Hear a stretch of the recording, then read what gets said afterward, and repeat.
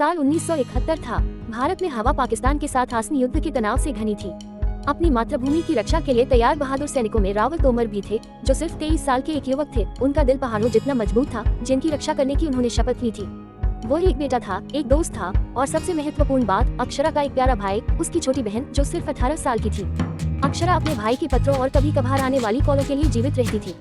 वो उसकी वापसी के सपने देखने में घंटों बिताती थी। जिस दिन वह अंततः सुरक्षित और स्वस्थ होकर घर आता था, वो अक्सर अपनी माँ से कहती थी, वह जल्द ही वापस आएगा और हमारे पास साझा करने के लिए बहुत सारी कहानियाँ होंगी। जैसे जैसे युद्ध बढ़ता गया, अक्षरा इंतजार करती रही। उसका दिल आशा और बढ़ती बेचैनी के मिश्रण से भर गया। दिन हफ्तों में बदल गए और पत्र कम हो गए। फिर एक उदास दोपहर भयानक खबर आई।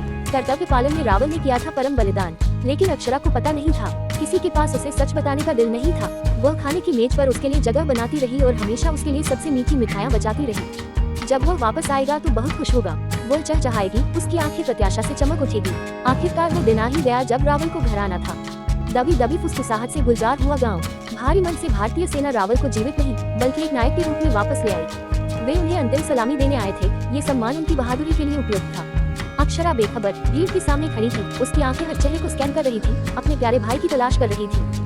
और फिर उसने इसे झंडे में लिपटा ताबूत देखा। जैसे ही गंभीर जुलूस निकट आया, सच्चाई ज्वार की लहर की तरह उसके ऊपर से टकरा गई। जिस क्षण उसने उसका निर्जीव रूप देखा, उसकी दुनिया बिखर गई। उसके होठों से एक दिल दहला देने वाली चीख निकल गई, शुद्ध पीड़ा की आवाज जो गांव में गूंज रही थी। वह आगे बढ़ी, उसके हाथ फैले हुए थे और अनंत काल तक वह उसके शरीर पर रोती रही। उसके आंसू स्वतंत्र रूप से बह रहे थे, उस भाई के लिए दुख की नदी जिसे वह फिर कभी नहीं देख पाएगी।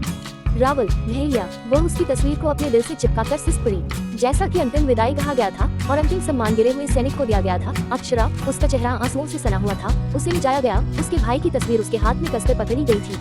गहन क्षति और युवा लड़की के भविष्य को पहचानते हुए सरकार ने कदम बढ़ाया। उन्होंने अक्षरा की देखभाल की जिम्मेदारी अपने ऊपर ले ली, ये सुनिश्चित करते हुए कि वो कभी अकेली नहीं होगी और उसके भाई के बलिदान को कभी नहीं भुलाया जाएगा। बहादुर सैनिक रावल तोमर की स्मृति जीवित रहेगी और राष्ट्र उनके साहस और बलिदान को हमेशा याद रखेगा।